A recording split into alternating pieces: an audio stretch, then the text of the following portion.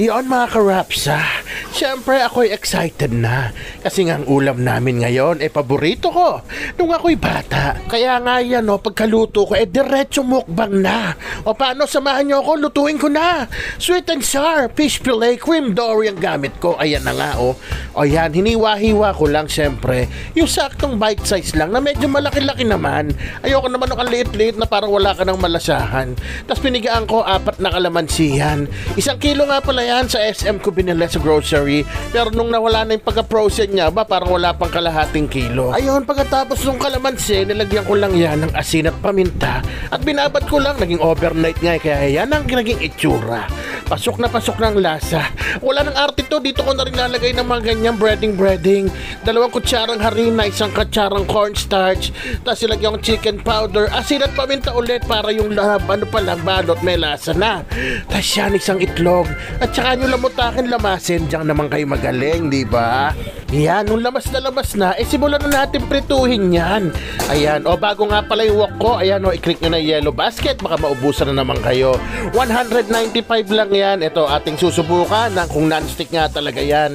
Ayan, nilagyan ko used oil lang, kaya sinala ko. Total naman na isda lang din ang aking piprito. Ayan din yung nalagyan ko ng mantika nasa yellow basket, 45 pesos. Kusang nasara, kusang nabukas. Bilhin nyo na parehas.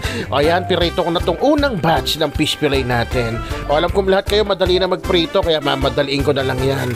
Bali, 2 batches ang nagawa ko dyan. Pero syempre, 1 batch na lang pakita ko. Basta mag golden brown na ganyan, ayos na yan. Ayan kaya akin ang kukunin yan. Ayan i-strain natin para mabawasan yung mantika. Tapos same wok din tayo magigisa, bawasan lang natin yung mantika. Yan. Tapos syempre yan na naman, onting mantika at saka tsapin natin aromatiko.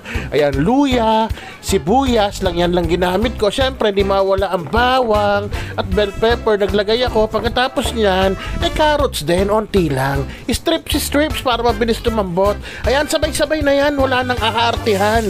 Yun diba? Gisain sabay-sabay at lagay ko nga pala yung pineapple tidbits. Onting paminta lang at yan, diretso gisa, nagmaglambutan na at maglabasan na ang lasa. Yan, maamoy nyo yan pag goods na, lalo na yung luya, amoy na amoy yan.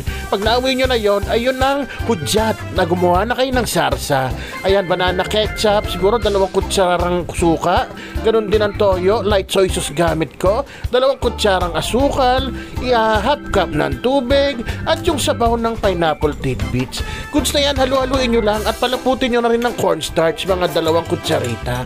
Ayan, sama nyo na kagad dyan, ganun kadali gumawa niyan, di ba? Bakit nyo pa kasi pinapahirapan? Chinese style na Filipino style, parehas din yan. Ayan di ba?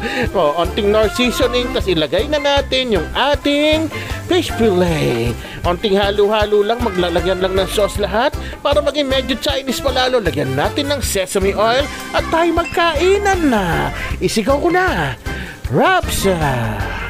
Woo!